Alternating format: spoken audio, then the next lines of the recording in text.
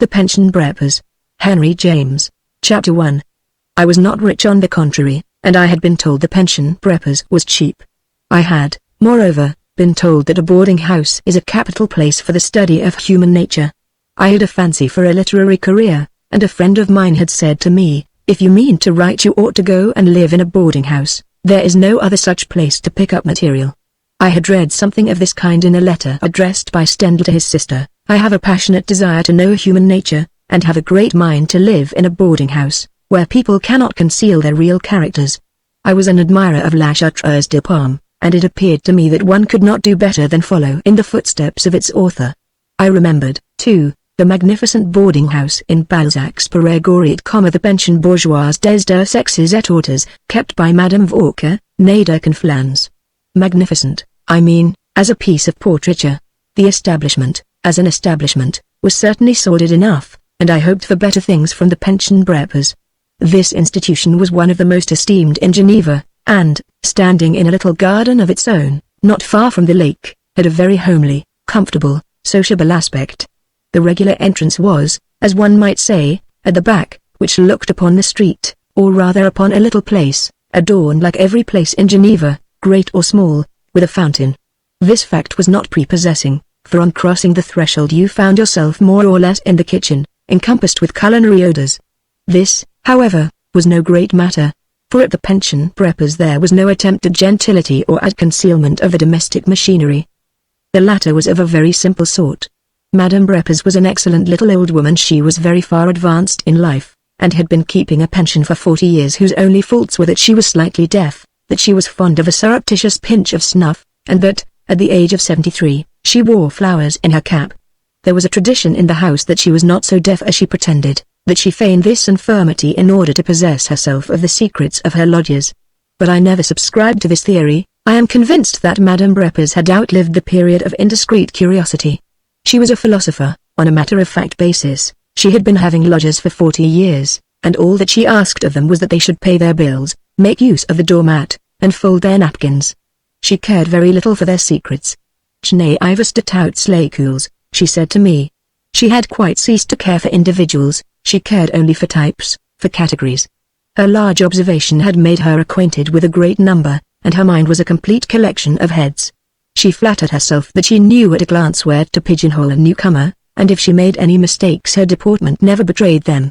I think that, as regards individuals, she had neither likes nor dislikes, but she was capable of expressing esteem or contempt for a species.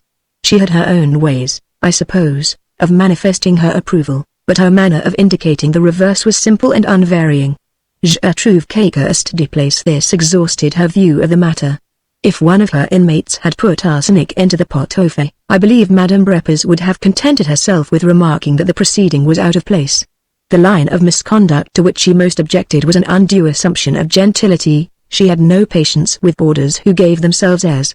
"When people come chez moi, it is not to cut a figure in the world." I have never had that illusion, I remember hearing her say, "and when you pay 7 francs a day, tout compris, it comprises everything but the right to look down upon the others." But there are people who, the less they pay, the more they take themselves au sérieux. My most difficult boarders have always been those who have had the little rooms. Madame Beaurepas had a niece, a young woman of some 40-odd years, and the two ladies, with the assistance of a couple of thick-waisted, red-armed peasant women, kept the house going. If on your exits and entrances you peeped into the kitchen, it made very little difference, for Celestine, the cook, had no pretension to be an invisible functionary or to deal in occult methods. She was always at your service. With a grateful grin she blacked your boots, she trudged off to fetch a cab, she would have carried your baggage, if you had allowed her, on her broad little back. She was always tramping in and out, between her kitchen and the fountain in the place, where it often seemed to me that a large part of the preparation for our dinner went forward: the wringing out of towels and tablecloths, the washing of potatoes and cabbages, the scouring of saucepans and cleansing of water bottles. You enjoyed, from the doorstep, a perpetual back view of Celestine and of her large, loose, woolen ankles, as she craned, from the waist, over into the fountain and dabbled in her various utensils. This sounds as if life went on in a very makeshift fashion at the Pension Beaurepas, as if the tone of the establishment were sordid. But such was not at all the case. We were simply very bourgeois. We practiced the good old Genevese principle of not sacrificing to appearances. This is an excellent principle when you have the reality. We had the reality at the pension Beaurepas. We had it in the shape of soft short beds, equipped with fluffy duvets, of admirable coffee, served to us in the morning by Celestine in person, as we lay recumbent on these downy couches, of copious, wholesome, succulent dinners, conformable to the best provincial traditions. For myself, I thought the pension Beaurepas picturesque, and this, with me, at that time was a great word. I was young and ingenuous, I had just come from America. I wished to perfect myself in the French tongue, and I innocently believed that it flourished by Les Clément. I used to go to lectures at the academy, and come home with a violent appetite. I always enjoyed my morning walk across the long bridge. There was only one, just in those days, which spans the deep blue outgush of the lake, and up the dark steep streets of the old Calvinistic city. The garden faced this way, toward the lake and the old town, and this was the pleasantest approach to the house. There was a high wall, with a double gate in the middle, flanked by a couple of ancient massive posts. The big rusty grille contained some old-fashioned ironwork. The garden was rather mouldy and weedy, tangled and untended, but it contained a little thin-flowing fountain, several green benches, a rickety little table of the same complexion, and 3 orange trees, in tubs, which were deposited as effectively as possible in front of the windows of the salon. Chapter 2. As commonly happens in boarding houses, the rustle of petticoats was, at the pension Beaurepas, the most familiar form of the human tread. There was the usual allotment of economical widows and old maids, and to maintain the balance of the sexes there were only an old Frenchman and a young American. It hardly made the matter easier that the old Frenchman came from Lausanne. He was a native of that estimable town, but he had once spent 6 months in Paris. He had tasted of the tree of knowledge. He had got beyond Lausanne, whose resources he pronounced inadequate. Lausanne, as he said, manquait d'aggréments. When obliged, for reasons which he never specified, to bring his residence in Paris to a close, he had fallen back on Geneva. He had broken his fall at the pension Beaurepas. Geneva was, after all, more like Paris, and at a Genevese boarding house there was sure to be plenty of Americans with whom one could talk about the French metropolis. M. Pigeon was a little lean man, with a large narrow nose, who sat a great deal in the garden, reading with the aid of a large magnifying glass a volume from the cabinet de lecture. One day, a fortnight after my arrival at the pension Beaurepas, I came back, rather earlier than usual from my academic session. It wanted half an hour of the midday breakfast. I went into the salon with the design of possessing myself of the day's Galignani before one of the little English old maids should have removed it to her virginal Beauret privilege, to which Madame Beaurepas frequently alluded as one of the attractions of the establishment. In the salon I found a newcomer, a tall gentleman in a high black hat, whom I immediately recognized as a compatriot. I had often seen him, or his equivalent, in the hotel parlors of my native land. He apparently supposed himself to be at the present moment in a hotel parlor. His hat was on his head, or, rather, half of it pushed back from his forehead, and rather suspended than poised. He stood before a table on which old newspapers were scattered, one of which he had taken up and, with his eyeglass on his nose, was holding out at arm's length. It was that honorable but extremely diminutive sheet, the Journal de Genève, a newspaper of about the size of a pocket handkerchief. As I drew near, looking for my Galignani, the tall gentleman gave me, over the top of his eyeglass, a somewhat solemn stare. Presently, however, before I had time to lay my hand on the object of my search, he silently offered me the Journal de Genève. It appears, he said, to be the paper of the country. Yes, I answered, I believe it's the best. He gazed at it again, still holding it at arm's length, as if it had been a looking-glass. Well, he said, I suppose it's natural a small country should have small papers. You could wrap it up, mountains and all, in one of our dailies. I found my Galignani, and went off with it into the garden, where I seated myself on a bench in the shade. Presently I saw the tall gentleman in the hat appear in one of the open windows of the salon, and stand there with his hands in his pockets and his legs a little apart. He looked very much bored, and I don't know why I immediately began to feel sorry for him. He was not at all a picturesque personage. He looked like a jaded, faded man of business. But after a little he came into the garden and began to stroll about, and then his restless, unoccupied carriage, and the vague, unacquainted manner in which his eyes wandered over the place, seemed to make it proper that, as an older resident, I should exercise a certain hospitality. I said something to him, and he came and sat down beside me on my bench, clasping one of his long knees in his hands. When is it this big breakfast of theirs comes off? He inquired. That's what I call it, the little breakfast and the big breakfast. I never thought I should live to see the time when I should care to eat 2 breakfasts. But a man's glad to do anything over here. For myself, I observed, I find plenty to do. He turned his head and glanced at me with a dry, deliberate, kind-looking eye. You're getting used to the life, are you? I like the life very much, I answered, laughing. How long have you tried it? Do you mean in this place? Well, I mean anywhere. It seems to me pretty much the same all over. I have been in this house only a fortnight, I said. Well, what should you say, from what you have seen? My companion asked. Oh, said I, you can see all there is immediately. It's very simple, sweet simplicity, eh? I'm afraid my 2 ladies will find it too simple. Everything is very good, I went on. And Madame Beaurepas is a charming old woman. And then it's very cheap. Cheap, is it? My friend repeated meditatively. Doesn't it strike you so? I asked. I thought it very possible he had not inquired the terms.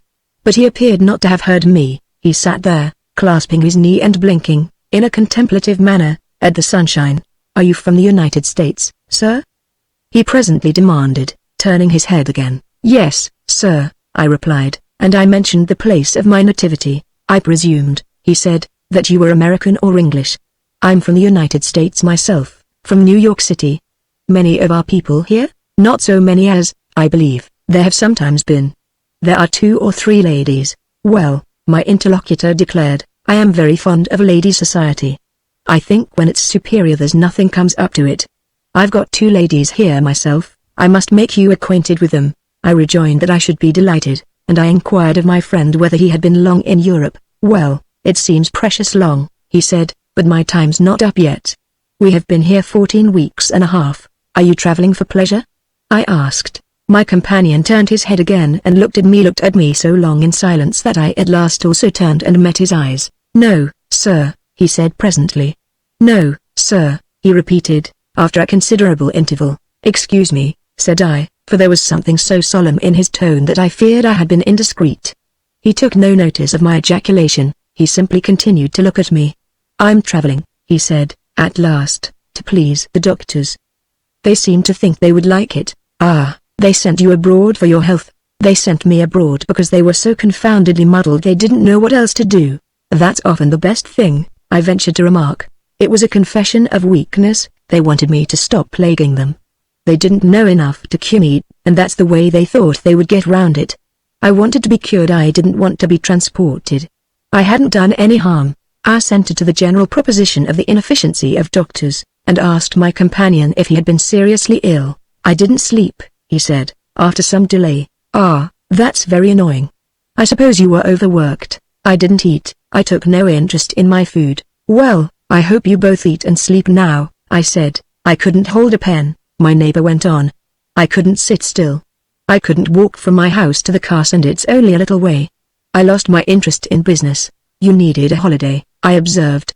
That's what the doctors said. It wasn't so very smart of them. I had been paying strict attention to business for 23 years. In all that time you have never had a holiday. I exclaimed with horror. My companion waited a little. Some days, he said at last. No wonder, then, you were out of sorts. Well, sir, said my friend, I shouldn't have been where I was 3 years ago if I had spent my time traveling round Europe. I was in a very advantageous position. I did a very large business. I was considerably interested in lumber. He paused, turned his head, and looked at me a moment. Have you any business interests yourself? I answered that I had none, and he went on again, slowly, softly, deliberately. Well, sir, perhaps you are not aware that business in the United States is not what it was a short time since. Business interests are very insecure. There seems to be a general falling off. Different parties offer different explanations of the fact, but so far as I am aware none of their observations have set things going again. I ingeniously intimated that if business was dull, the time was good for coming away, whereupon my neighbor threw back his head and stretched his legs a while. Well, sir, that's one view of the matter certainly. There's something to be said for that. These things should be looked at all round. That's the ground my wife took.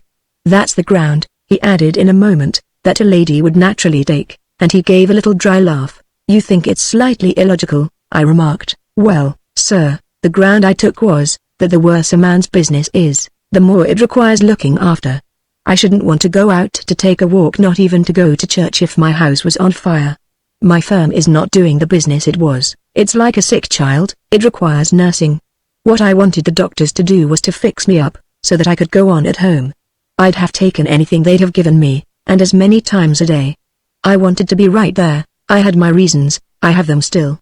But I came off all the same, said my friend, with a melancholy smile. I was a great deal younger than he, but there was something so simple and communicative in his tone, so expressive of a desire to fraternize, and so exempt from any theory of human differences, that I quite forgot his seniority, and found myself offering him paternal advice. Don't think about all that, said I. Simply enjoy yourself, amuse yourself, get well. Travel about and see Europe. At the end of a year, by the time you are ready to go home, things will have improved over there, and you will be quite well and happy. My friend laid his hand on my knee. He looked at me for some moments, and I thought he was going to say, "You are very young." But he said presently, "You have got used to Europe anyway." Chapter 3. At breakfast I encountered his ladies, his wife and daughter.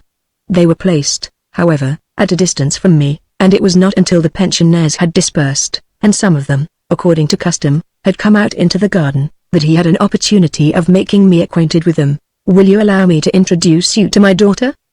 he said, moved apparently by a paternal inclination to provide this young lady with social diversion. She was standing with her mother, in one of the paths, looking about with no great complacency, as I imagined, at the homely characteristics of the place, and old M. Pigeon was hovering near, hesitating apparently between the desire to be urbane and the absence of a pretext.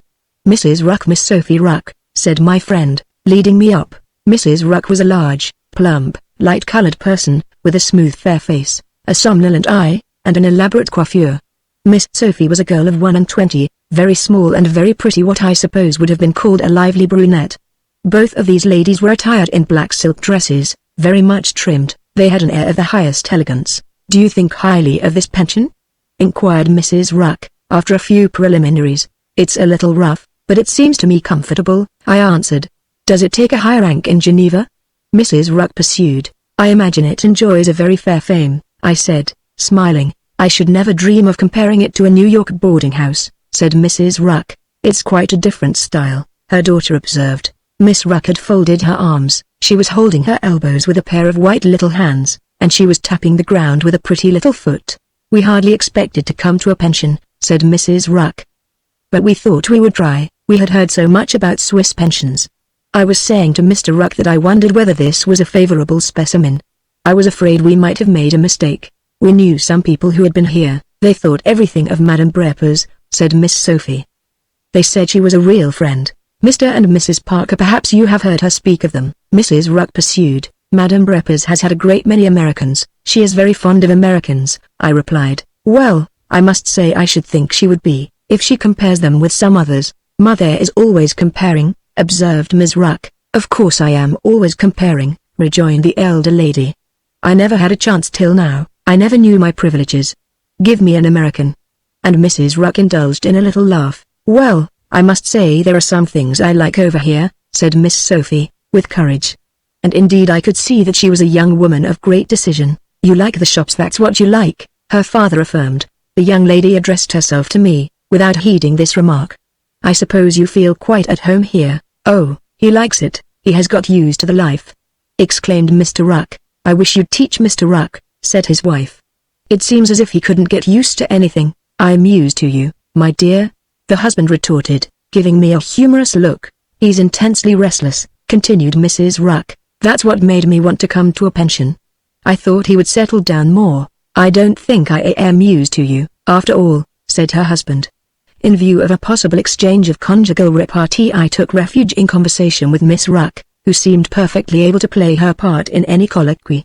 I learned from this young lady that, with her parents, after visiting the British Islands, she had been spending a month in Paris, and that she thought she should have died when she left that city. "I hung out of the carriage, when we left the hotel," said Miss Ruck. "I assure you I did. And Mother did, too, out of the other window, I hope," said I. "Yes, one out of each window," she replied promptly. "Further had hard work, I can tell you. We hadn't half finished, there were ever so many places we wanted to go to. Your father insisted on coming away?" "Yes, after we had been there about a month he said he had enough." He's fearfully restless, he's very much out of health. Mother and I said to him that if he was restless in Paris he needn't hope for peace anywhere. We don't mean to leave him alone till he takes us back." There was an air of keen resolution in Miss Ruck's pretty face, of lucid apprehension of desirable ends, which made me, as she pronounced these words, direct a glance of covered compassion toward her poor recalcitrant father. He had walked away a little with his wife, and I saw only his back and his stooping, patient-looking shoulders, whose air of acute resignation was thrown into relief by the voluminous tranquility of Mrs. Ruck. "He will have to take us back in September, anyway," the young girl pursued. "He will have to take us back to get some things we have ordered." "Have you ordered a great many things?" I asked jocosely. "Well, I guess we have ordered some. Of course we wanted to take advantage of being in Paris, ladies always do. We have left the principal things till we go back. Of course that is the principal interest, for ladies. Mother said she should feel so shabby if she just passed through. We have promised all the people to be back in September, and I never broke a promise yet. So Mr. Ruck has got to make his plans accordingly. And what are his plans? I don't know. He doesn't seem able to make any. His great idea was to get to Geneva, but now that he has got here he doesn't seem to care. It's the effect of ill health. He used to be so bright, but now he is quite subdued. It's about time he should improve, anyway. We went out last night to look at the jewelers' windows in that street behind the hotel. I had always heard of those jewelers' windows. We saw some lovely things, but it didn't seem to rouse father. He'll get tired of Geneva sooner than he did of Paris." "Ah," said I, "there are finer things here than the jewelers' windows.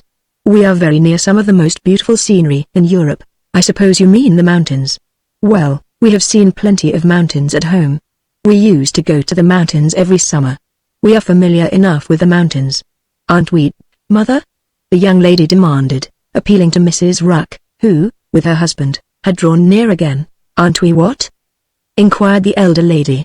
"Aren't we familiar with the mountains?" "Well, I hope so," said Mrs. Ruck. Mr. Ruck, with his hands in his pockets, gave me a sociable wink. "There's nothing much you can tell them," he said. The two ladies stood face to face a few moments, surveying each other's garments. "Don't you want to go out?" the young girl at last inquired of her mother. "Well, I think we had better. We have got to go up to that place." "To what place?" asked Mr. Ruck. "To the jewelers, to that big one. They all seemed big enough, they were too big."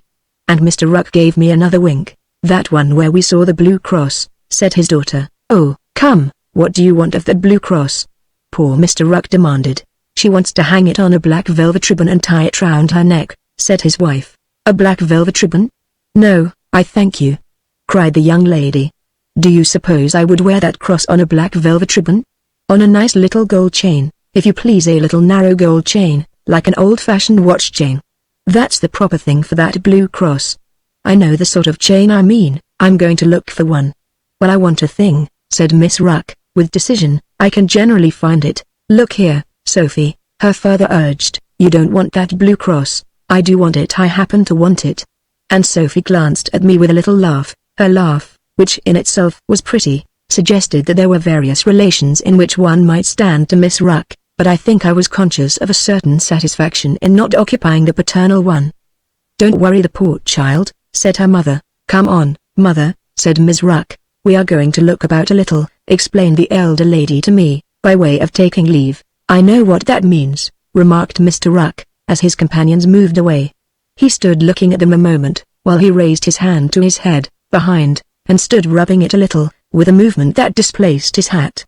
I may remark in parenthesis that I never saw a hat more easily displaced than Mr. Ruck's. I supposed he was going to say something querulous, but I was mistaken. Mr. Ruck was unhappy, but he was very good-natured. "Well, they want to pick up something," he said. "That's the principal interest, for ladies." Chapter 4. Mr. Ruck distinguished me, as the French say.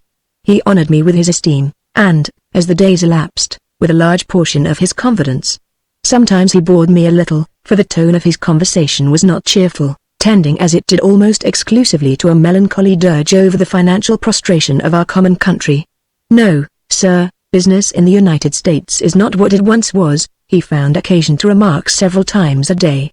"There's not the same spring, there's not the same hopeful feeling. You can see it in all departments." He used to sit by the hour in the little garden of the pension, with a roll of American newspapers in his lap and his high hat pushed back, swinging one of his long legs and reading the New York Herald. He paid a daily visit to the American bankers, on the other side of the Rhone, and remained there a long time, turning over the old papers on the green velvet table in the middle of the Salon des Étrangers, and fraternizing with chance compatriots. But in spite of these diversions his time hung heavily upon his hands. I used some time to propose to him to take a walk, but he had a mortal horror of pedestrianism, and regarded my own taste for it as a morbid form of activity. "You'll kill yourself, if you don't look out," he said, walking all over the country.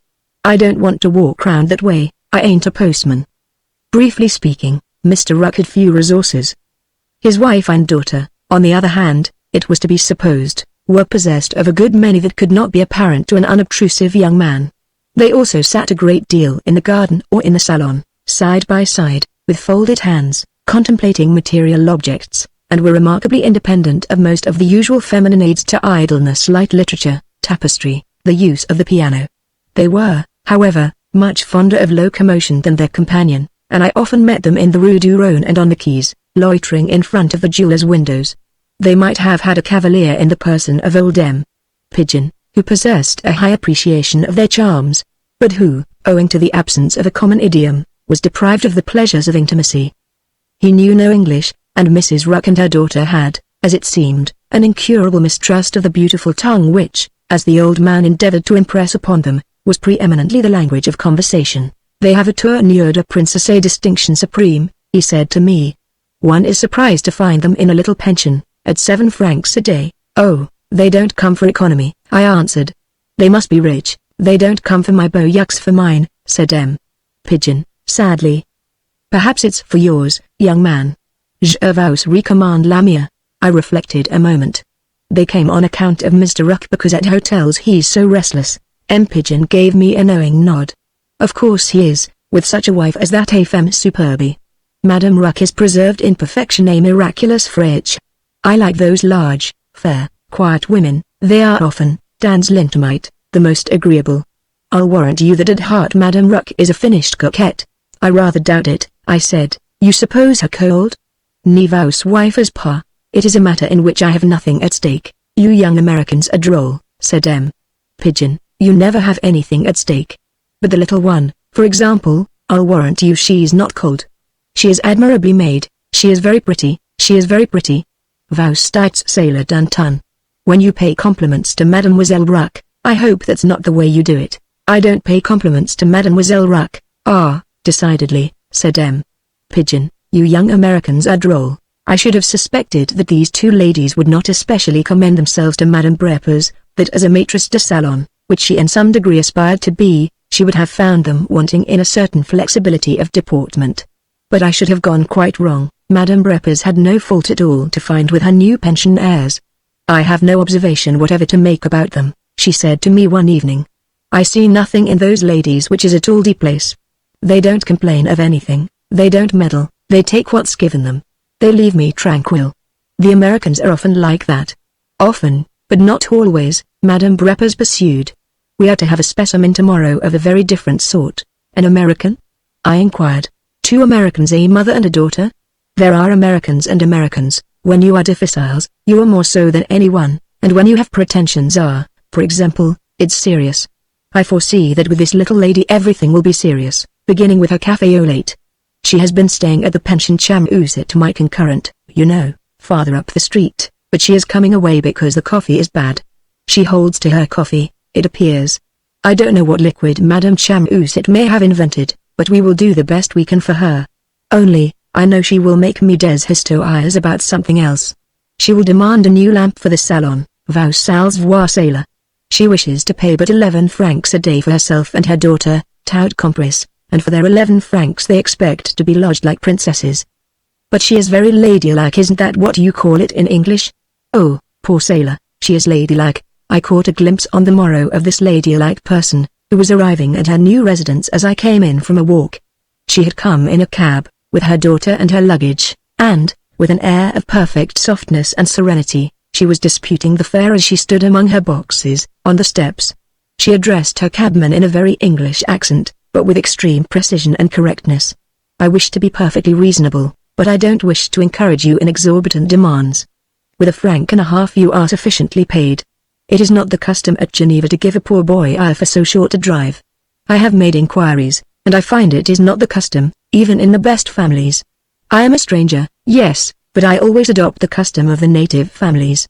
I think it my duty toward the natives, but I am a native, too, moi," said the cabman, with an angry laugh. "You seem to me to speak with a German accent," continued the lady. "You are probably from Basel. A franc and a half is sufficient. I see you have left behind the little red bag which I asked you to hold between your knees. You will please to go back to the other house and get it." "Very well, if you are impolite I will make a complaint of you tomorrow at the administration. Aurora, you will find a pencil in the outer pocket of my embroidered satchel, please to write down his number, 87. Do you see it distinctly, ? In case we should forget it." The young lady addressed as Aurora, a slight, fair girl, holding a large parcel of umbrellas, stood at hand while this elocution went forward, but she apparently gave no heed to it. She stood looking about her, in a listless manner, at the front of the house, at the corridor, at Celestine tucking up her apron in the doorway, at me as I passed in amid the disseminated luggage, her mother's parsimonious attitude seeming to produce in Miss Aurora neither sympathy nor embarrassment. At dinner the two ladies were placed on the same side of the table as myself, below Mrs. Ruck and her daughter, my own position being on the right of Mr. Ruck. I had therefore little observation of Mrs. Church, such I learned to be her name, but I occasionally heard her soft, distinct voice, "White wine, if you please, we prefer white wine. There is none on the table? Then you will please to get some, and to remember to place a bottle of it always here, between my daughter and myself. That lady seems to know what she wants," said Mr. Ruck, "and she speaks so I can understand her. I can't understand everyone, over here. I should like to make that lady's acquaintance. Perhaps she knows what I want, too, it seems hard to find out. But I don't want any of their sour white wine, that's one of the things I don't want. I expect she'll be an addition to the pension." Mr. Ruck made the acquaintance of Mrs. Church that evening in the parlor, being presented to her by his wife, who presumed on the rights conferred upon herself by the mutual proximity, at table, of the two ladies. I suspected that in Mrs. Church's view Mrs. Ruck presumed too far. The fugitive from the pension chamouset, as M. Pigeon called her, was a little fresh, plump, comely woman, looking less than her age, with a round, bright, serious face. She was very simply and frugally dressed, not at all in the manner of Mr. Ruck's companions, and she had an air of quiet distinction which was an excellent defensive weapon. She exhibited a polite disposition to listen to what Mr. Ruck might have to say, but her manner was equivalent to an intimation that what she valued least in boarding-house life was its social opportunities. She had placed herself near a lamp, after carefully screwing it and turning it up, and she had opened in her lap, with the assistance of a large embroidered marker, an octavo volume, which I perceived to be in German. To Mrs. Ruck and her daughter she was evidently a puzzle, with her economical attire and her expensive culture. The two younger ladies, however, had begun to fraternize very freely, and Miss Ruck presently went wandering out of the room with her arm round the waist of Miss Church. It was a very warm evening, the long windows of the salon stood wide open into the garden, and, inspired by the balmy darkness, M. Pigeon and Mademoiselle Beaurepas, a most obliging little woman, who lisped and always wore a huge cravat, declared they would organize a fete de nuit. They engaged in this undertaking, and the fete developed itself, consisting of half a dozen red paper lanterns, hung about on the trees, and of several glasses of syrup, carried on a tray by the stout-armed Celestine. As the festival deepened to its climax I went out into the garden, where M. Pigeon was master of ceremonies. "But where are those charming young ladies?" he cried, "Miss Ruck and the newcomer, l'amiable Transferge. Their absence has been remarked, and they are wanting to the brilliancy of the occasion. Voyez, I have selected a glass of syrup, a generous glass for Mademoiselle Ruck, and I advise you, my young friend, if you wish to make a good impression, to put aside one which you may offer to the other young lady." "What is her name?" "Miss Church." "I see, it's a singular name. There is a church in which I would willingly worship." Mr. Ruck presently came out of the salon, having concluded his interview with Mrs. Church. Through the open window I saw the latter lady sitting under the lamp with her German octavo, while Mrs. Ruck, established, empty-handed, in an armchair near her, gazed at her with an air of fascination. "Well, I told you she would know what I want," said Mr. Ruck. "She says I want to go up to Appenzell, wherever that is, that I want to drink whey and live in a high latitude. What did she call it? A high altitude. She seemed to think we ought to leave for Appenzell tomorrow. She got it all fixed." She says this ain't a high enough altitude. And she says I mustn't go too high either, that would be just as bad. She seems to know just the right figure. She says she'll give me a list of the hotels where we must stop, on the way to Appenzell. I asked her if she didn't want to go with us, but she says she'd rather sit still and read. I expect she's a big reader. The daughter of this accomplished woman now reappeared, in company with Miss Ruck, with whom she had been strolling through the outlying parts of the garden. "Well," said Miss Ruck, glancing at the red paper lanterns, "are they trying to stick the flower pots into the trees?" "It's an illumination in honor of our arrival," the other young girl rejoined. "It's a triumph over Madame Chamousit." Meanwhile, at the pension Chamousit, I ventured to suggest, "They have put out their lights. They are sitting in darkness, lamenting your departure." She looked at me, smiling. She was standing in the light that came from the house. Pigeon, meanwhile, who had been awaiting his chance, advanced to Miss Ruck with his glass of syrup. "I have kept it for you, mademoiselle," he said. "I have jealously guarded it. It is very delicious." Miss Ruck looked at him and his syrup, without any motion to take the glass. "Well, I guess it's sour," she said in a moment, and she gave a little shake of her head. Pigeon stood staring with his syrup in his hand, then he slowly turned away. He looked about at the rest of us, as if to appeal from Miss Ruck's insensibility, and went to deposit his rejected tribute on a bench. "Won't you give it to me?" asked Miss Church, in faultless French. "J'adore le syrup, moi." Pigeon came back with alacrity, and presented the glass with a very low bow. "I adore good manners," murmured the old man. This incident caused me to look at Miss Church with quickened interest. She was not strikingly pretty, but in her charming irregular face there was something brilliant and ardent. Like her mother, she was very simply dressed. "She wants to go to America, and her mother won't let her," said Miss Sophie to me, explaining her companion's situation. "I am very sorry for America," I answered, laughing. "Well, I don't want to say anything against your mother, but I think it's shameful," Miss Ruck pursued. "Mama has very good reasons, she will tell you them all." "Well, I'm sure I don't want to hear them," said Ms. Ruck. "You have got a right to go to your own country. Everyone has a right to go to their own country." "Mama is not very patriotic," said Aurora Church, smiling. "Well, I call that dreadful," her companion declared. "I have heard that there are some Americans like that, but I never believed it." "There are all sorts of Americans," I said, laughing. "Aurora's one of the right sort," rejoined Miss Ruck, who had apparently become very intimate with her new friend. "Are you very patriotic?" I asked of the young girl. "She's right down homesick," said Miss Sophie. "She's dying to go.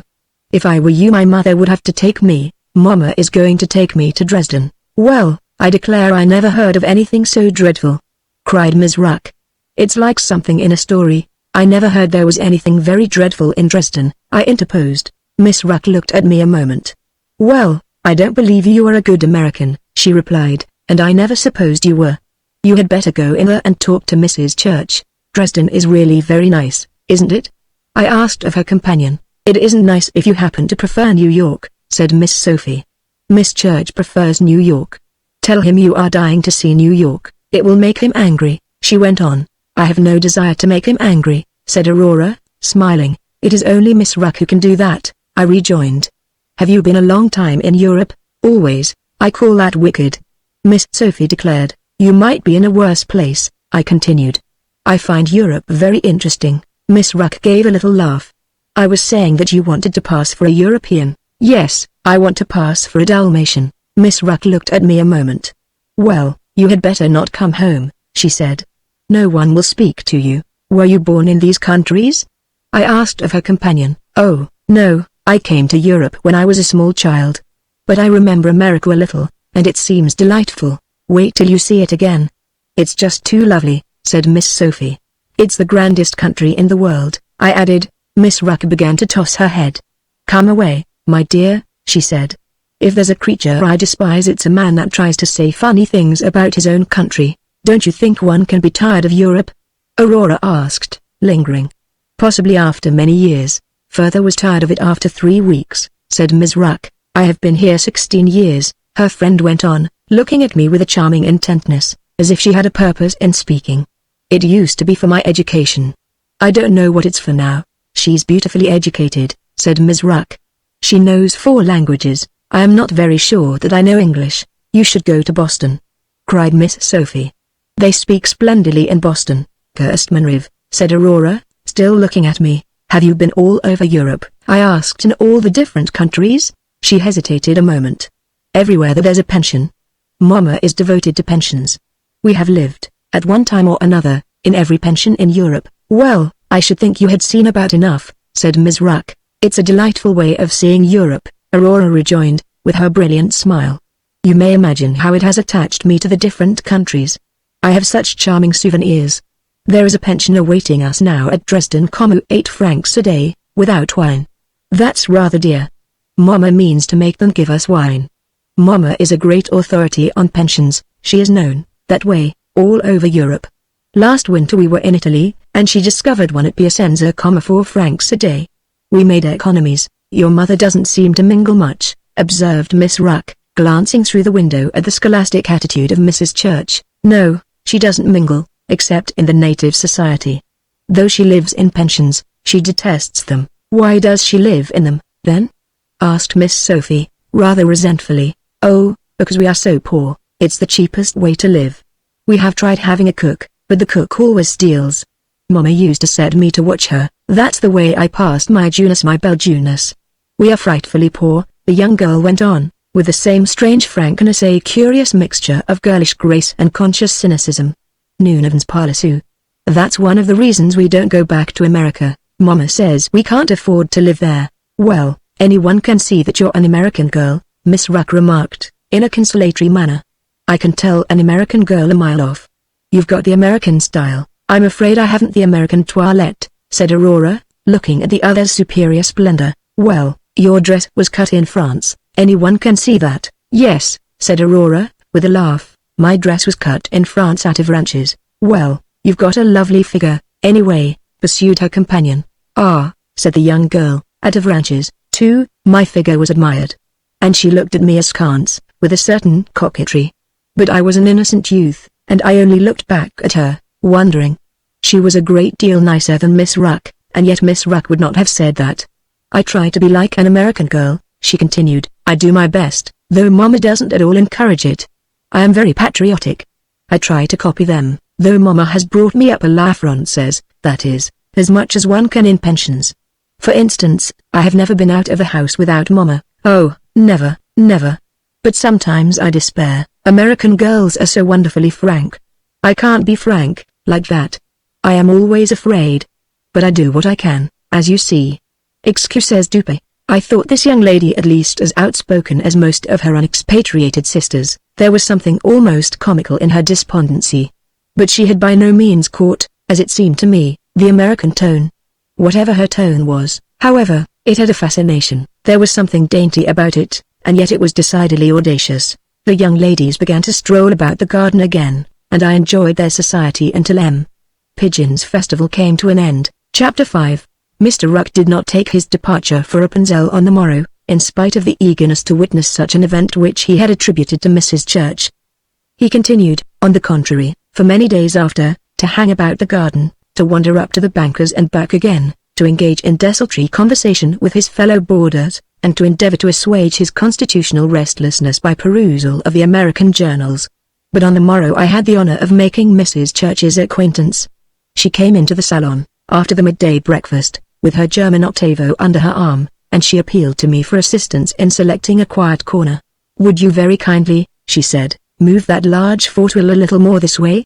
Not the largest, the one with the little cushion. The footstools here are very insufficient. I must ask Madame Beaurepas for another. Thank you, a little more to the left, please, that will do. Are you particularly engaged? She inquired, after she had seated herself. If not, I should like to have some conversation with you. It is some time since I have met a young American of your what shall I call it ? Your affiliations. I have learned your name from Madame Beaurepas. I think I used to know some of your people. I don't know what has become of all my friends. I used to have a charming little circle at home, but now I meet no one I know. Don't you think there is a great difference between the people one meets and the people one would like to meet? Fortunately, sometimes, added my interlocutress graciously, it's quite the same. I suppose you are a specimen, a favorable specimen, she went on, of young America. Tell me, now, what is young America thinking of in these days of ours? What are its feelings, its opinions, its aspirations? What is its ideal? I had seated myself near Mrs. Church, and she had pointed this interrogation with the gaze of her bright little eyes. I felt it embarrassing to be treated as a favorable specimen of young America, and to be expected to answer for the great republic. Observing my hesitation, Mrs. Church clasped her hands on the open page of her book and gave an intense, melancholy smile. "Is it an ideal?" she softly asked. "Well, we must talk of this," she went on, without insisting. "Speak, for the present, for yourself simply. Have you come to Europe with any special design?" "Nothing to boast of," I said. "I am studying a little." "Ah, I am glad to hear that. You are gathering up a little European culture. That's what we lack, you know, at home. No individual can do much, of course. But you must not be discouraged, every little counts. I see that you, at least, are doing your part," I rejoined gallantly, dropping my eyes on my companion's learned volume. "Yes, I frankly admit that I am fond of study. There is no one, after all, like the Germans. That is, for facts. For opinions I by no means always go with them. I form my opinions myself. I am sorry to say, however," Mrs. Church continued, "that I can hardly pretend to diffuse my acquisitions. I am afraid I am sadly selfish. I do little to irrigate the soil. I frankly confess it, to the class of absentees. I had the pleasure, last evening," I said, "of making the acquaintance of your daughter. She told me you had been a long time in Europe." Mrs. Church smiled benignantly. "Can one ever be too long? We shall never leave it." "Your daughter won't like that," I said, smiling too. "Has she been taking you into her confidence? She is a more sensible young lady than she sometimes appears. I have taken great pains with her. She is really, I may be permitted to say it, superbly educated." "She seemed to me a very charming girl," I rejoined. "And I learned that she speaks 4 languages." "It is not only that," said Mrs. Church, in a tone which suggested that this might be a very superficial species of culture.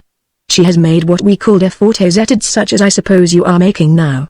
She is familiar with the results of modern science. She keeps pace with the new historical school." "Ah," said I, "she has gone much farther than I. You doubtless think I exaggerate, and you force me, therefore, to mention the fact that I am able to speak of such matters with a certain intelligence." "That is very evident," I said. "But your daughter thinks you ought to take her home." I began to fear, as soon as I had uttered these words, that they savoured of treachery to the young lady, but I was reassured by seeing that they produced on her mother's placid countenance no symptom whatever of irritation. "My daughter has her little theories," Mrs. Church observed. "She has, I may say, her illusions. And what wonder? What would youth be without its illusions?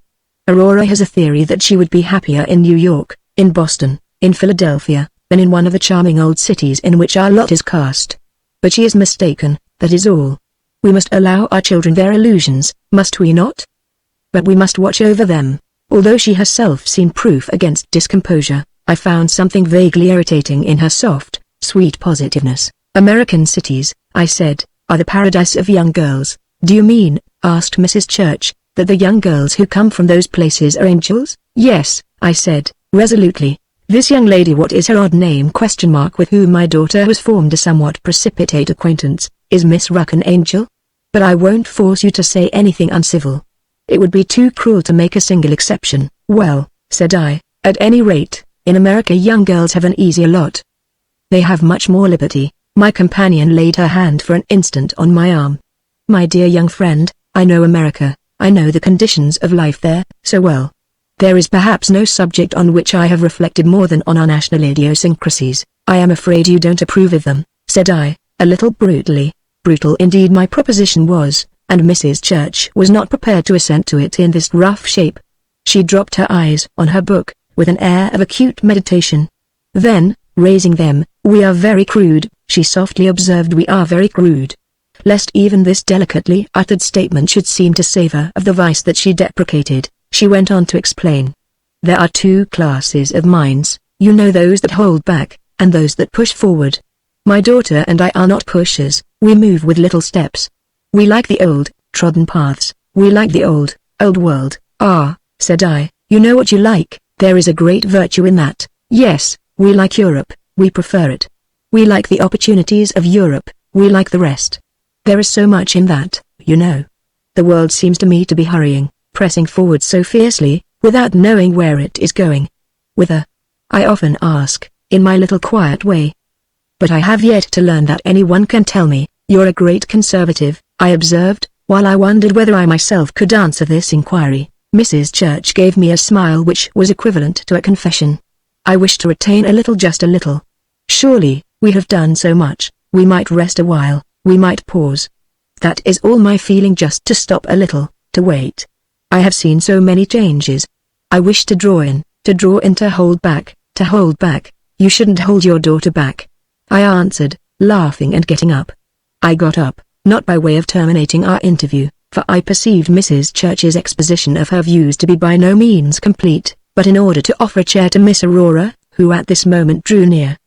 She thanked me and remained standing, but without at first, as I noted, meeting her mother's eye. You have been engaged with your new acquaintance, my dear? This lady inquired. Yes, Mamma, dear, said the young girl, gently. Do you find her very edifying? Aurora was silent a moment, then she looked at her mother. I don't know, Mamma, she is very fresh, I ventured to indulge in a respectful laugh. Your mother has another word for that. But I must not, I added, be crude. Ah, vous s'en voulez? Inquired Mrs. Church. And yet I can't pretend I said it in jest. I feel it too much. We have been having a little social discussion, she said to her daughter. There is still so much to be said. And I wish, she continued, turning to me, that I could give you our point of view. Don't you wish, Aurora, that we could give him our point of view? Yes, Mamma, said Aurora, we consider ourselves very fortunate in our point of view, don't we, dearest? Mamma demanded. Very fortunate, indeed, Mamma. You see, we have acquired an insight into European life, the elder lady pursued. We have our place at many a European fireside. We find so much to esteem, so much to enjoy. Do we not, my daughter? So very much, Mamma, the young girl went on, with a sort of inscrutable submissiveness. I wondered at it, it offered so strange a contrast to the mocking freedom of her tone the night before. But while I wondered, I was careful not to let my perplexity take precedence of my good manners. I don't know what you ladies may have found at European firesides, I said, but there can be very little doubt what you have left there. Mrs. Church got up, to acknowledge my compliment. We have spent some charming hours. And that reminds me that we have just now such an occasion in prospect. We are to call upon some Genevese friends, the family of the Pasteur Galopin. They are to go with us to the old library at the Hôtel de Ville, where there are some very interesting documents of the period of the Reformation. We are promised a glimpse of some manuscripts of poor Servetus, the antagonist and victim, you know, of Calvin. Here, of course, one can only speak of Calvin under one's breath, but some day, when we are more private, and Mrs. Church looked round the room, I will give you my view of him. I think it has a touch of originality. Aurora is familiar with, are you not, my daughter, familiar with my view of Calvin? Yes, Mamma, said Aurora, with docility, while the two ladies went to prepare for their visit to the Pasteur Galopin. Chapter 6. She has demanded a new lamp. I told you she would. This communication was made me by Madame Beaurepas a couple of days later. And she has asked for a new tapis de lit, and she has requested me to provide Celestine with a pair of light shoes. I told her that, as a general thing, cooks are not shod with satin. That poor Celestine, Mrs. Church may be exacting, I said, but she is a clever little woman. A lady who pays but 5 francs and a half shouldn't be too clever. Cursed déplace.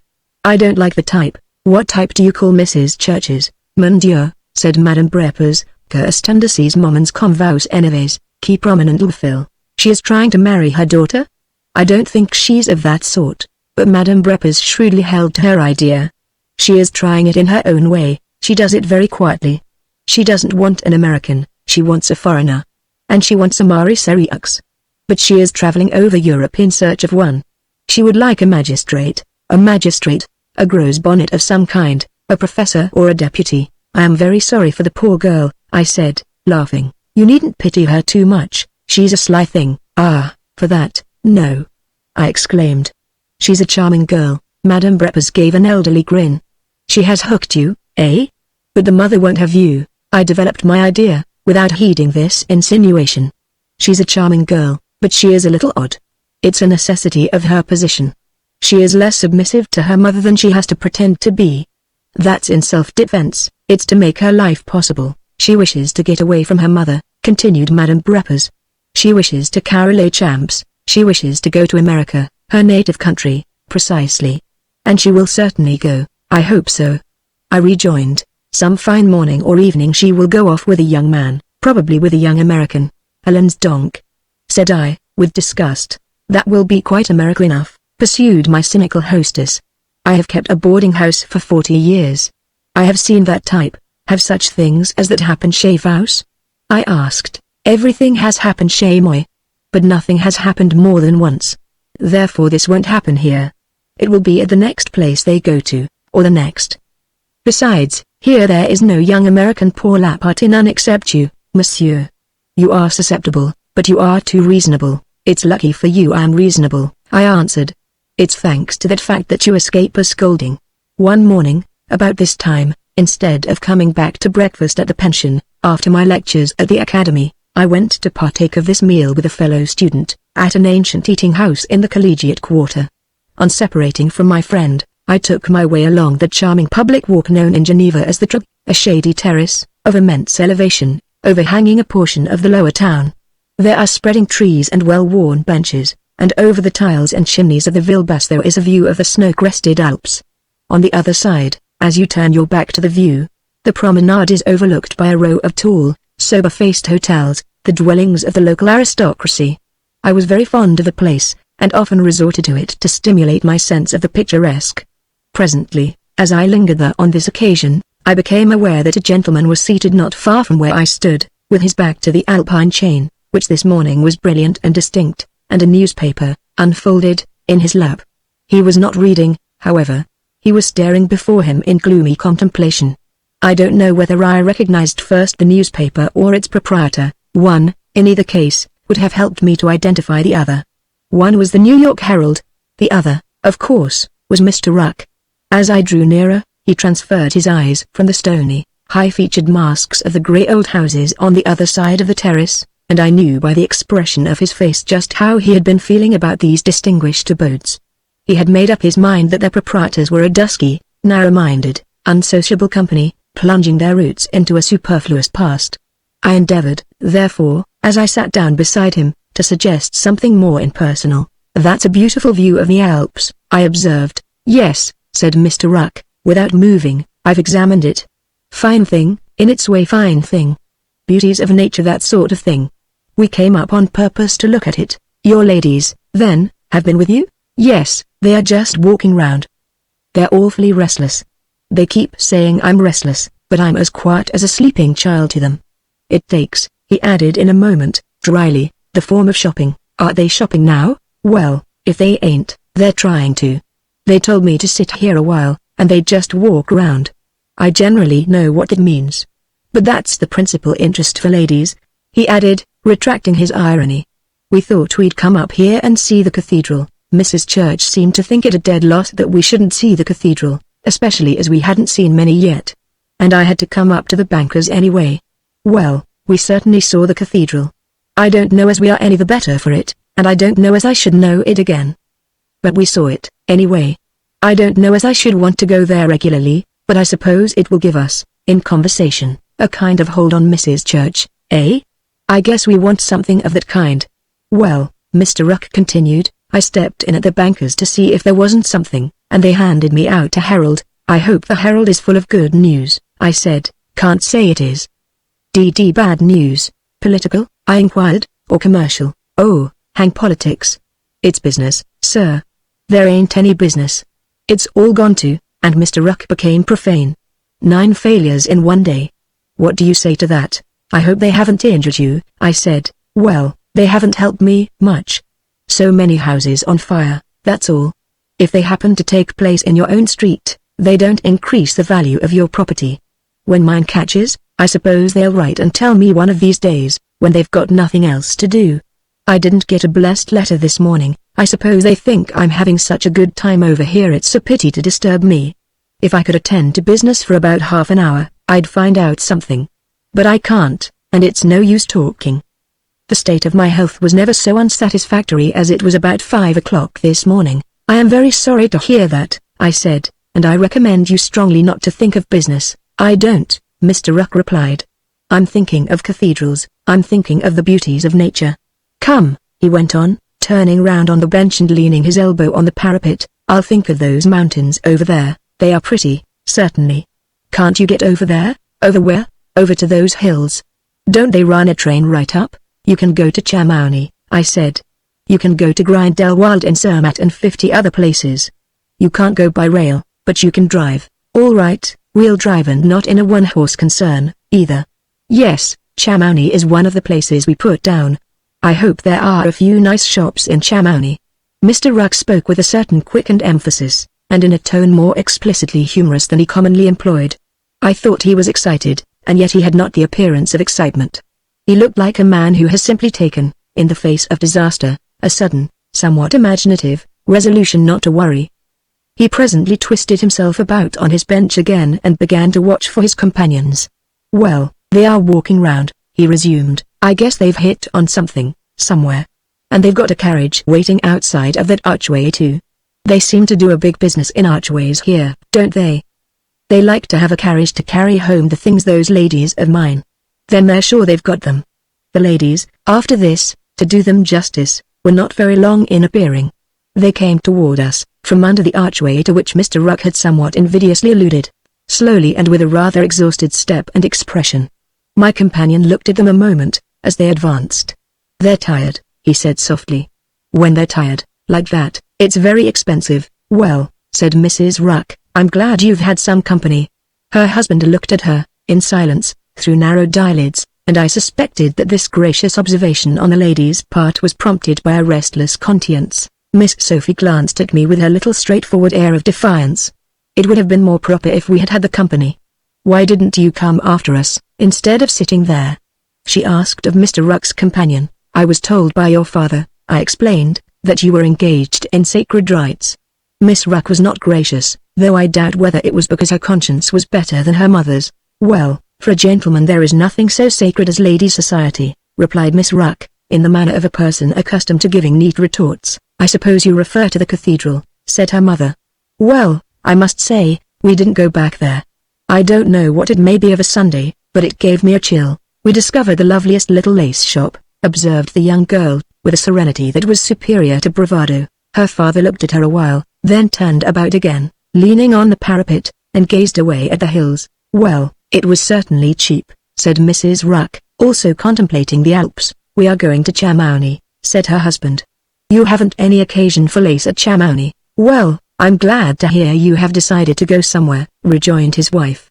"I don't want to be a fixture at a boarding house." "You can wear lace anywhere," said Miss Ruck, "if you pat it on right.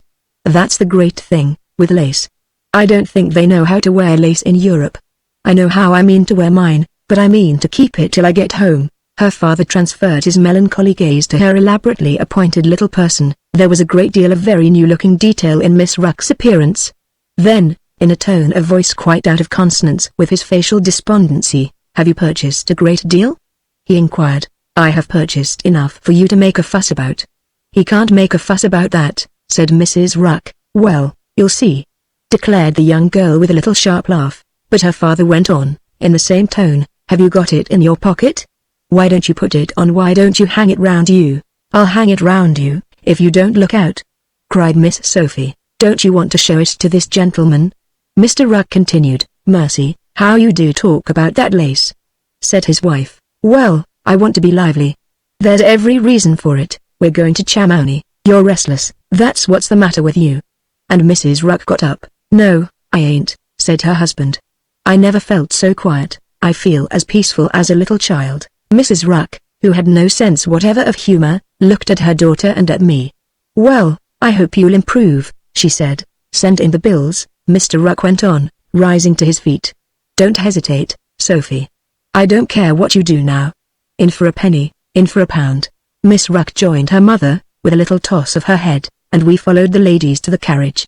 "In your place," said Miss Sophie to her father, "I wouldn't talk so much about pennies and pounds before strangers." Poor Mr. Ruck appeared to feel the force of this observation, which, in the consciousness of a man who had never been mean, could hardly fail to strike a responsive chord.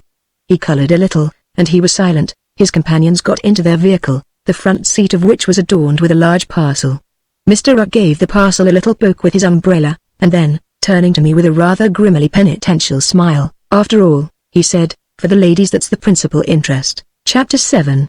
Old M. Pigeon had more than once proposed to me to take a walk, but I had hitherto been unable to respond to so alluring an invitation. It befell, however, one afternoon, that I perceived him going forth upon a desultory stroll, with a certain lonesomeness of demeanor that attracted my sympathy. I hastily overtook him, and passed my hand into his venerable arm, a proceeding which produced in the good old man so jovial a sense of comradeship that he ardently proposed we should bend our steps to the English garden. No locality less festive was worthy of the occasion. To the English garden, accordingly, we went. It lay beyond the bridge, beside the lake. It was very pretty and very animated. There was a band playing in the middle, and a considerable number of persons sitting under the small trees, on benches and little chairs, or strolling beside the blue water. We joined the strollers, we observed our companions, and conversed on obvious topics. Some of these last, of course, were the pretty women who embellished the scene, and who, in the light of M.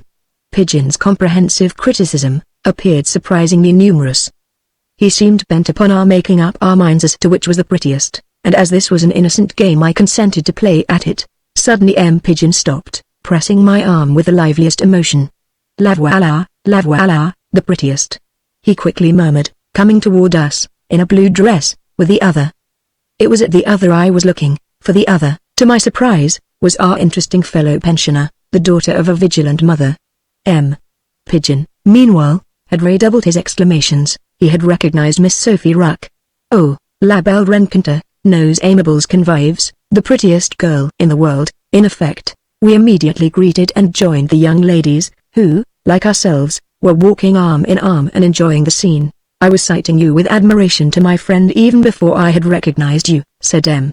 Pigeon to Miss Ruck. "I don't believe in French compliments," remarked this young lady, presenting her back to the smiling old man. "Are you and Miss Ruck walking alone?" I asked of her companion. "You had better accept of M.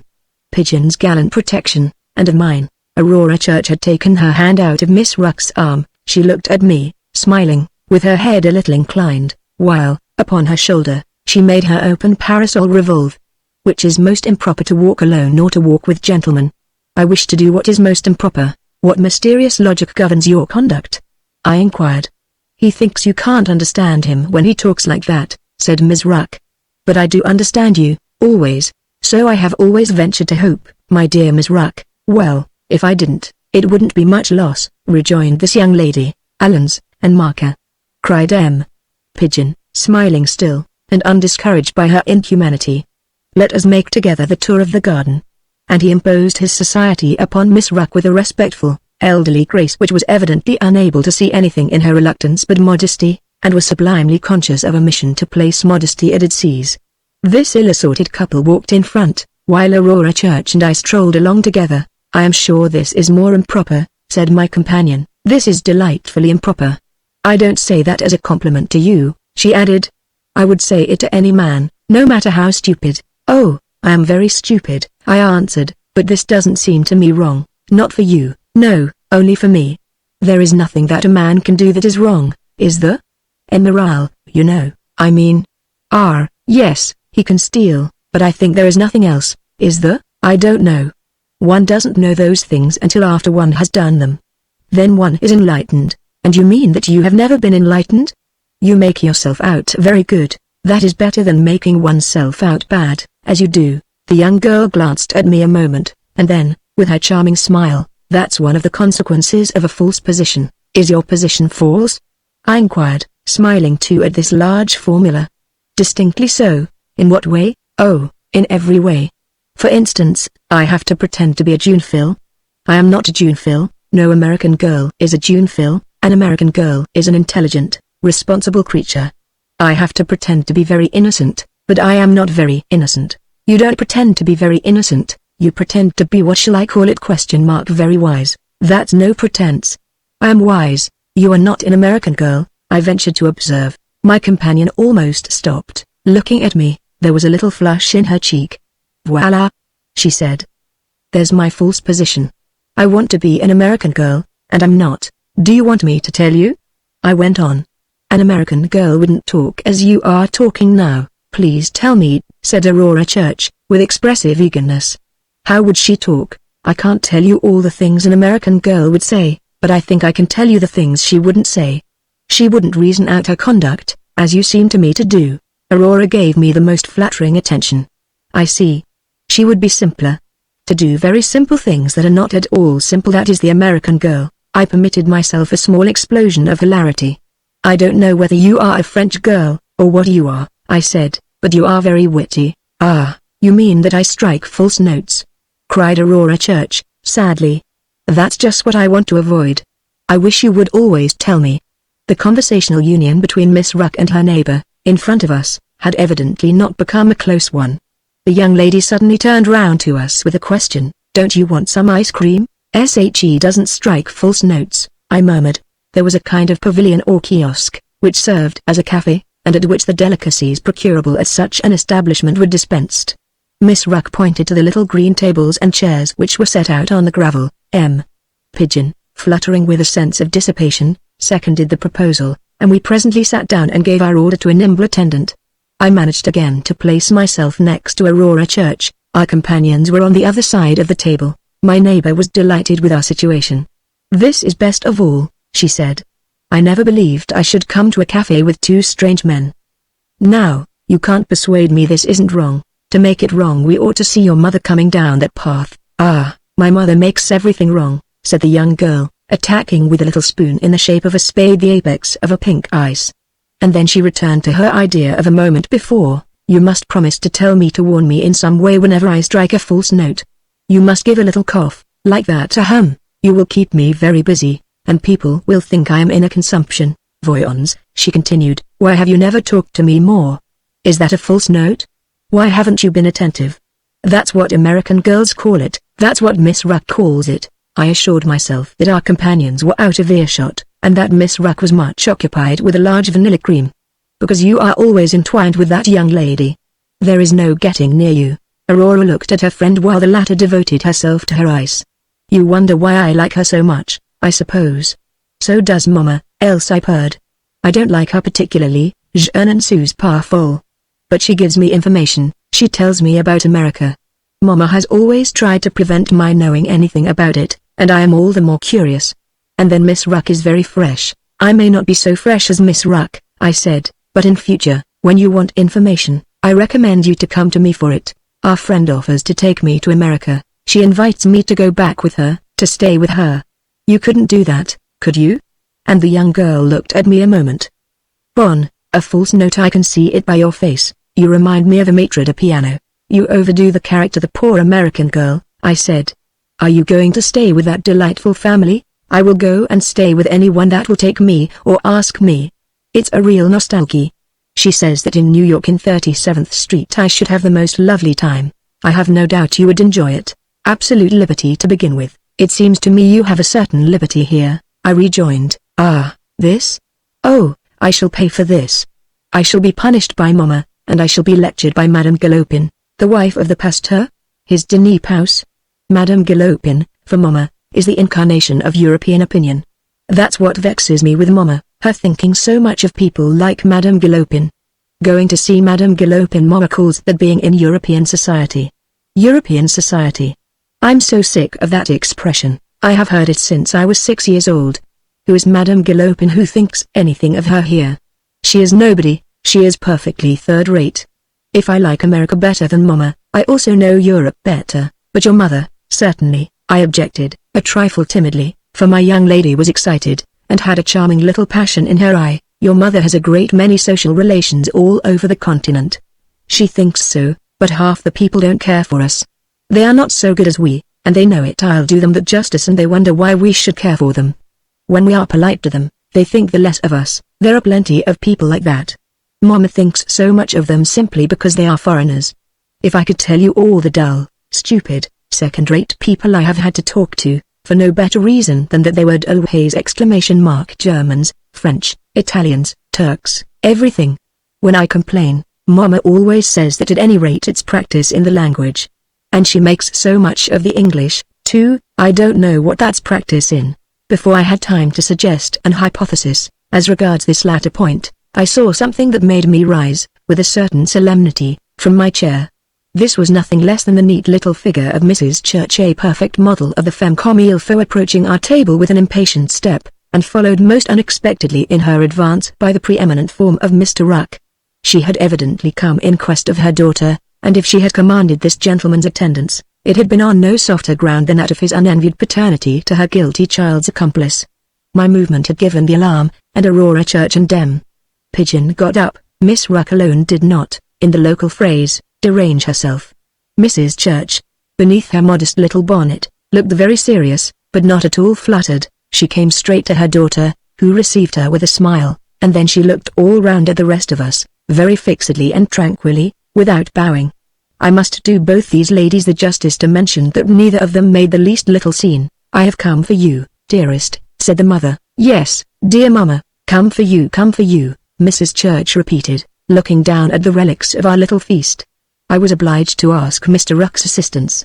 I was puzzled. I thought a long time. "Well, Mrs. Church, I was glad to see you puzzled once in your life," said Mr. Ruck, with friendly jocosity. "But you came pretty straight for all that. I had hard work to keep up with you." "We will take a cab, Aurora," Mrs. Church went on, without heeding this pleasantry a closed one. "Come, my daughter." "Yes, dear mamma."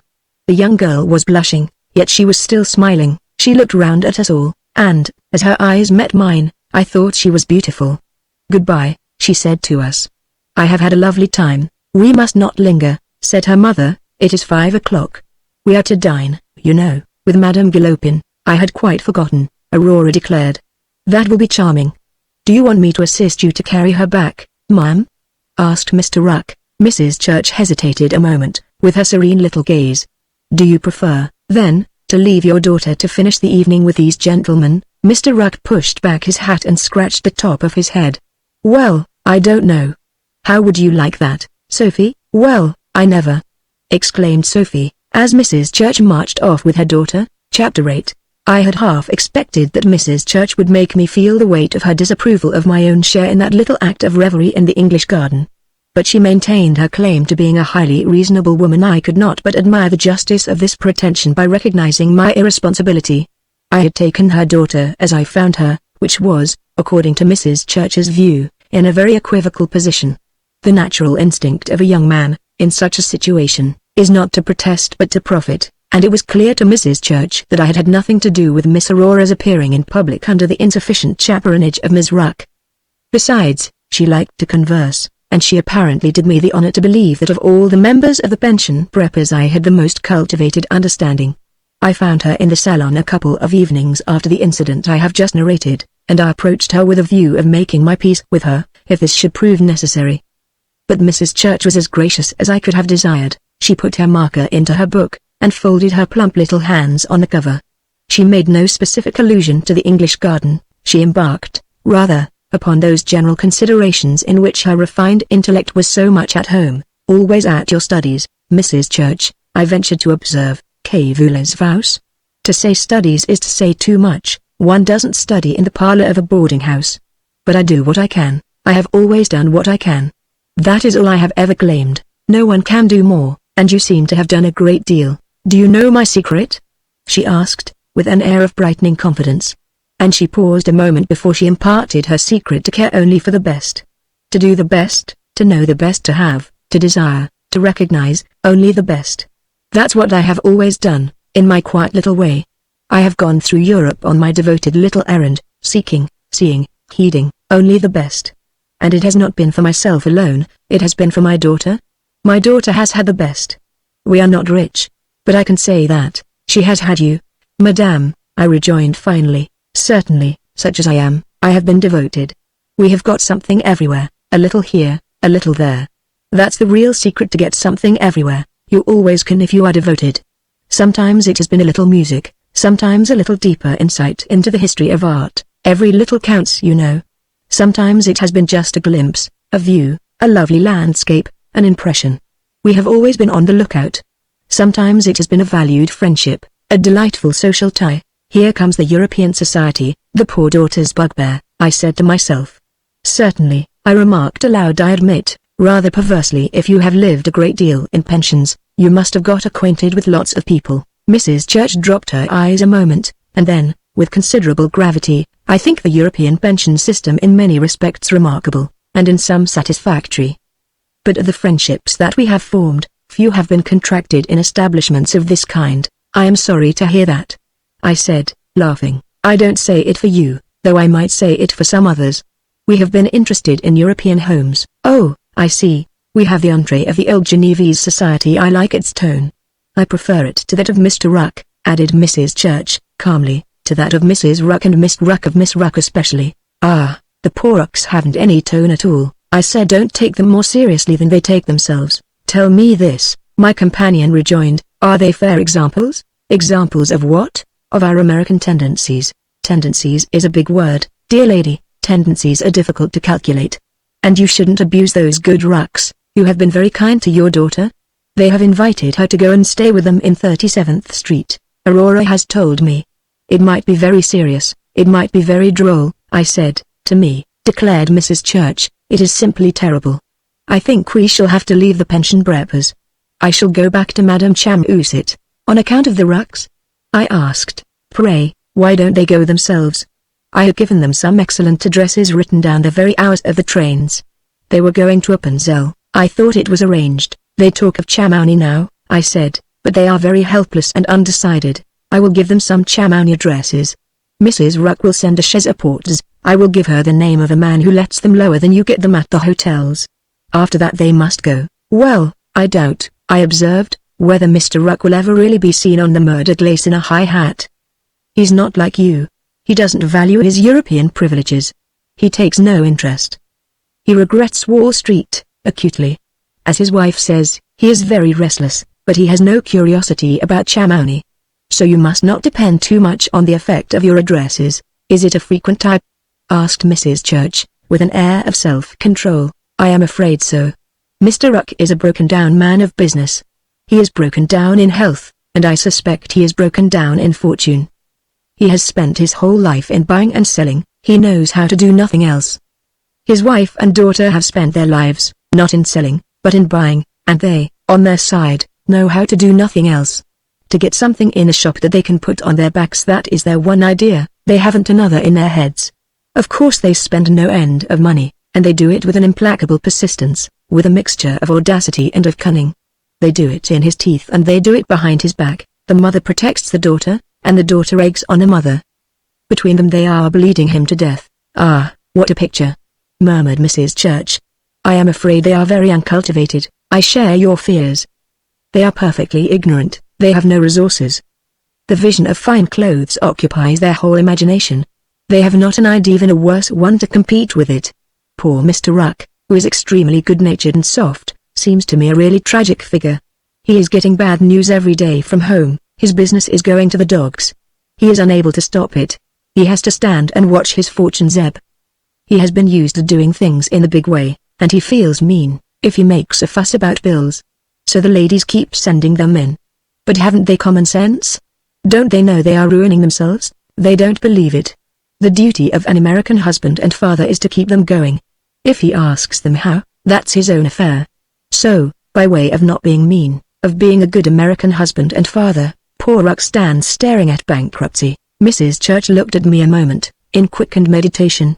Why, if Aurora were to go to stay with them, she might not even be properly fed. I don't, on the whole, recommend, I said, laughing, that your daughter should pay a visit to 37th Street. Why should I be subjected to such trials so sadly approuvé?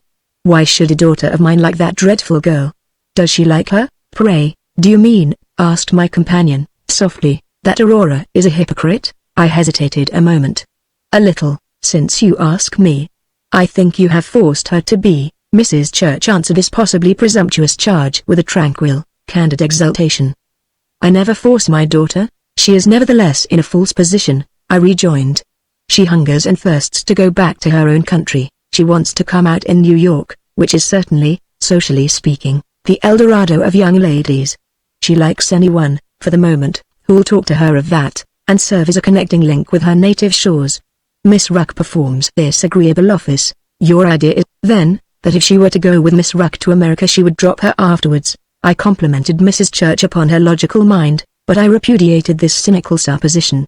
I can't imagine her when it should come to the point embarking with the family Ruck. But I wish she might go, nevertheless. Mrs. Church shook her head serenely, and smiled at my inappropriate zeal. I trust my poor child may never be guilty of so fatal a mistake. She is completely in error. She is wholly unadapted to the peculiar conditions of American life. It would not please her. She would not sympathize. My daughter's ideal is not the ideal of the class of young women to which Miss Ruck belongs. I fear they are very numerous. They give the tone. It is you that are mistaken, I said. Go home for 6 months and see. I have not, unfortunately, the means to make costly experiments. My daughter has had great advantages, rare advantages, and I should be very sorry to believe that she does not appreciate them. One thing is certain, I must remove her from this pernicious influence. We must part company with this deplorable family. If Mr. Ruck and his ladies cannot be induced to go to Chamonix, a journey that no traveler with the smallest self-respect would omit, my daughter and I shall be obliged to retire. We shall go to Dresden. To Dresden? The capital of Saxony. I had arranged to go there for the autumn, but it will be simpler to go immediately. There are several works in the gallery with which my daughter has not, I think, sufficiently familiarized herself. It is especially strong in the 17th century schools. As my companion offered me this information, I perceived Mr. Ruck come lounging in, with his hands in his pockets, and his elbows making acute angles. He had his usual anomalous appearance of both seeking and avoiding society, and he wandered obliquely toward Mrs. Church, whose last words he had overheard. The 17th century schools, he said, slowly, as if he were weighing some very small object in a very large pair of scales. Now, do you suppose they had schools at that period? Mrs. Church rose with a good deal of precision, making no answer to this incongruous jest. She clasped her large volume to her neat little bosom, and she fixed a gentle, serious eye upon Mr. Ruck. I had a letter this morning from Chamonix, she said. Well, replied Mr. Ruck, I suppose you've got friends all over. I have friends at Chamonix, but they are leaving. To their great regret. I had got up, too. I listened to this statement, and I wondered. I am almost ashamed to mention the subject of my agitation. I asked myself whether this was a sudden improvisation, consecrated by maternal devotion, but this point has never been elucidated. They are giving up some charming rooms, perhaps you would like them. I would suggest your telegraphing. The weather is glorious, continued Mrs. Church, and the highest peaks are now perceived with extraordinary distinctness. Mr. Ruck listened, as he always listened, respectfully. Well, he said, I don't know as I want to go up Mount Blanc. That's the principal attraction, isn't it? There are many others. I thought I would offer you an exceptional opportunity. Well, said Mr. Ruck, you're right down friendly. But I seem to have more opportunities than I know what to do with. I don't seem able to take hold. It only needs a little decision, remarked Mrs. Church, with an air which was an admirable example of this virtue. I wish you good night, sir. And she moved noiselessly away. Mr. Ruck, with his long legs apart, stood staring after her. Then he transferred his perfectly quiet eyes to me. Does she own a hotel over there? He asked. Has she got any stock in Mount Blanc? Chapter 9. The next day Madame Beaurepas handed me, with her own elderly fingers, a missive, which proved to be a telegram. After glancing at it, I informed her that it was apparently a signal for my departure. My brother had arrived in England, and proposed to me to meet him there. He had come on business, and was to spend but 3 weeks in Europe. But my house empties itself, cried the old woman. The family Ruck talks of leaving me, and Madame Church nous fait la reverence. Mrs. Church is going away, she is packing her trunk, she is a very extraordinary person. Do you know what she asked me this morning? To invent some combination by which the family Ruck should move away. I informed her that I was not an inventor. That poor family Ruck. Oblige me by getting rid of them, said Madame Church, as she would have asked Celestine to remove a dish of cabbage. She speaks as if the world were made for Madame Church. I intimated to her that if she objected to the company there was a very simple remedy, and at present elle fait ses paquets. She really asked you to get the Rucks out of the house? She asked me to tell them that their rooms had been let, 3 months ago, to another family. She has an aplomb. Mrs. Church's aplomb caused me considerable diversion. I am not sure that it was not, in some degree, to laugh over it at my leisure that I went out into the garden that evening to smoke a cigar. The night was dark and not particularly balmy, and most of my fellow pensioners, after dinner, had remained indoors. A long straight walk conducted from the door of the house to the ancient grille that I have described, and I stood here for some time, looking through the iron bars at the silent empty street. The prospect was not entertaining, and I presently turned away. At this moment I saw, in the distance, the door of the house open and throw a shaft of lamplight into the darkness. Into the lamplight there stepped the figure of a female, who presently closed the door behind her. She disappeared in the dusk of the garden, and I had seen her but for an instant, but I remained under the impression that Aurora Church, on the eve of her departure, had come out for a meditative stroll. I lingered near the gate, keeping the red tip of my cigar turned toward the house, and before long a young lady emerged from among the shadows of the trees and encountered the light of a lamp that stood just outside the gate. It was in fact Aurora Church, but she seemed more bent upon conversation than upon meditation. She stood a moment looking at me, and then she said, "Ought I to retire to return to the house? If you ought, I should be very sorry to tell you so," I answered. "But we are all alone, there is no one else in the garden. It is not the first time that I have been alone with a young lady. I'm not at all terrified." "But I?" said the young girl. "I have never been alone then," quickly, she interrupted herself. "Good, there's another false note. Yes, I am obliged to admit that one is very false." She stood looking at me. "I am going away tomorrow, after that there will be no one to tell me." Chapter 10. "That will matter little," I presently replied. "Telling you will do no good." Why do you say that?" murmured Aurora Church. I said it partly because it was true, but I said it for other reasons as well, which it was hard to define. Standing there bareheaded, in the night air, in the vague light, this young lady looked extremely interesting, and the interest of her appearance was not diminished by a suspicion on my own part that she had come into the garden knowing me to be there. I thought her a charming girl, and I felt very sorry for her, but, as I looked at her, the terms in which Madame Beaurepas had ventured to characterize her recurred to me with a certain force.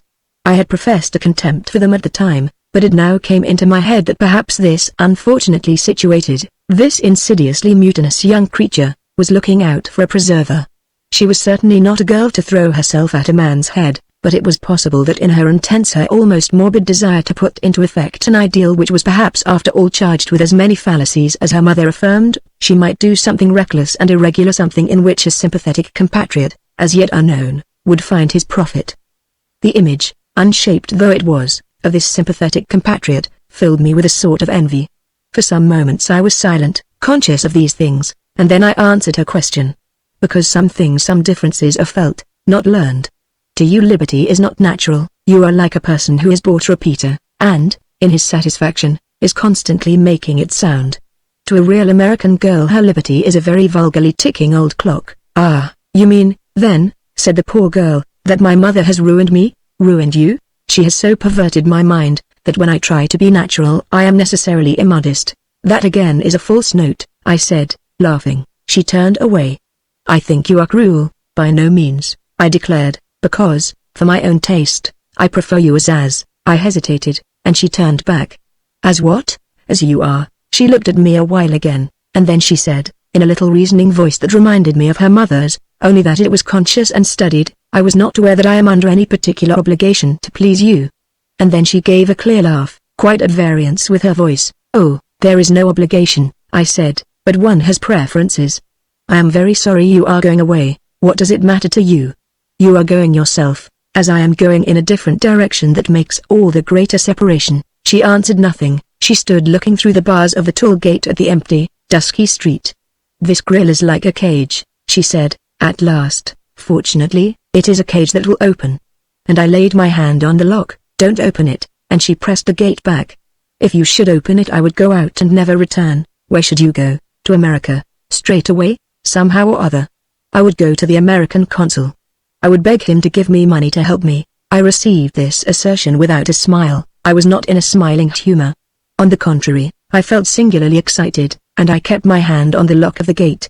I believed, or I thought I believed, what my companion said, and I had, absurd as it may appear, an irritated vision of her throwing herself upon consular sympathy. It seemed to me, for a moment, that to pass out of that gate with this yearning, straining, young creature, would be to pass into some mysterious felicity. If I were only a hero of romance, I would offer, myself, to take her to America.